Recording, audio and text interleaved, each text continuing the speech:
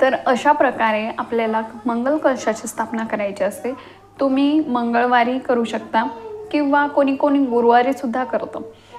नवरात्रीमध्ये मंगल कलश स्थापना करण्यासाठी अनन्यसाधारण असं महत्त्व आहे। पण आता काही जण काही अडीअडचणींमुळे या कलशाची स्थापना या नवरात्रीमध्ये करू शकत नसतील। जर सुतक असेल, विटाळ असेल तर त्यांनी नंतर कधीही कुठल्याही मंगळवारी केली तरी देखील चालेल, त्यामध्ये काही हरकत नाही। किंवा पौर्णिमेला देखील तुम्ही या मंगल कलशाची स्थापना करू शकता। आता या मंगल कलशाचं पाणी तुम्ही दर मंगळवारी तुम्हाला या मंगल कलशाचं पाणी बदलायचं आहे।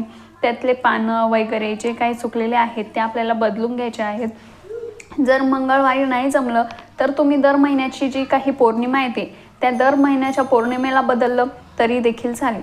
तर अशा प्रकारे हा मंगल कलश आपल्याला आपल्या देवघरामध्ये स्थापन करायचा असतो। त्यामुळे आपल्या कुलदेवीचं एक संरक्षण कवच आपल्या कुटुंबाला मिळत असतं, आपल्या घराभोवती निर्माण होत असतं। तर अशी ही छोटीशी पण अतिमहत्त्वाची माहिती मला तुमच्यासोबत शेअर करायची होती। जर व्हिडिओ आवडला असेल तर लाईक आणि सबस्क्राईब करायला विसरू नका। तर चला मग भेटूया अशाच नवनवीन व्हिडिओसोबत। तोपर्यंत श्री स्वामी समर्थ।